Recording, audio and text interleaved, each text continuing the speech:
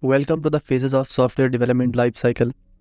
After watching this video, you will be able to name the phases involved in the SDLC, describe each phase, and identify several tasks associated with each phase.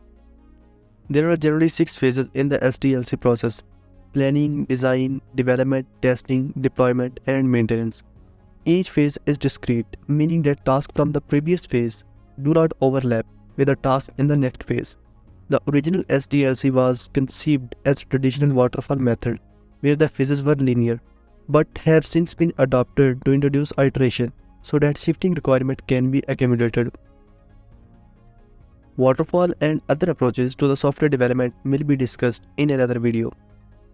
Note that some organizations may have different names for each stage. For example, planning may be called requirements or strategy or analysis.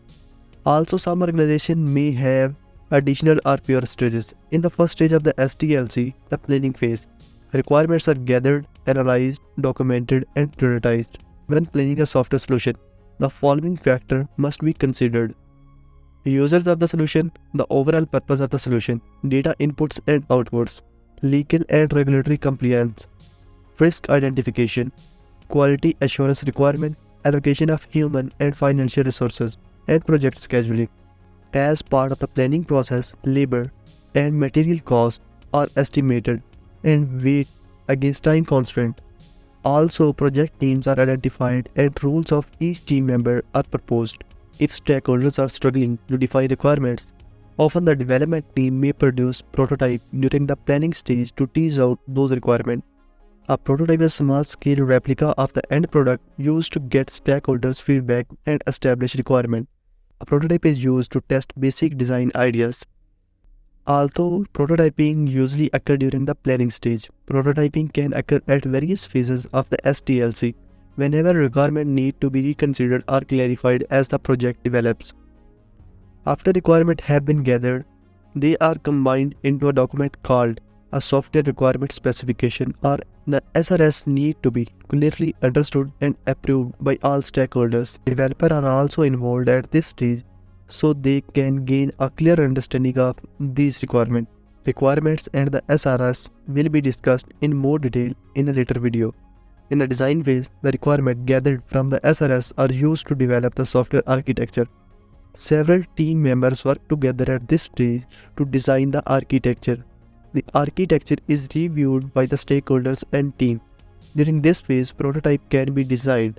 A prototype is preliminary mock-up of the system or part of the system used for the demonstration purpose.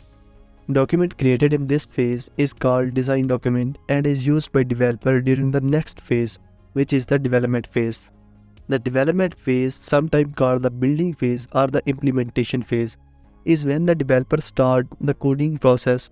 Once the design document is completed, the project planners use the design document to determine and assign coding tasks. This phase often requires the use of programming tools, different programming languages, and software stacks. Organizations may also have standards or guidelines that need to be followed. The testing phase is next in the process once the coding is complete. Some large projects have dedicated testing teams. Code needs to be thoroughly tested to ensure it is stable, secure, and meets the requirement outlined in the SRS. Testing can be manual, automated, or hybrid of both. Product bugs are reported, tracked, and fixed, and code is retested until the software is stable. Some common levels of testing include unit testing, integration testing, system testing, and acceptance testing. Each of these testing levels will be described in further detail in other video. The development phase is where the application is released into the production environment and made available for the user. This can also happen in stages. First, it is released onto a user acceptance, also called UAT, platform, and once the customer signs off on the functionality, it is released to the production. This approach can be used for making software available on a website, mobile device app store, or a software distribution server on a corporate network. Finally, the maintenance phase happens once the code has been deployed into a production environment. This phase helps to find any other bugs, identify user interface issues, identify other requirements that may not have been listed in the SRS. Code enhancement can also be identified at this stage. If bugs are discovered in this phase that were missed during testing, these errors may need to be fixed for high priority issues or incorporated into the requirement as part of a future software release, and process can start over again. In this video you learned that the SDLC can be divided into 6 phases. Planning involves requirement gathering and development of SRS. The architecture is developed during the design phase and design document is created. The development phase is when code takes place, and then during the testing phase, issues with the code are found and fixed if possible. Deployment is when the code is released to the production environment. Finally, in the maintenance stage, feedback is collected from stakeholders. Other UI issues may be identified and code enhancements suggested. This information then can be fed into another software development cycle if necessary.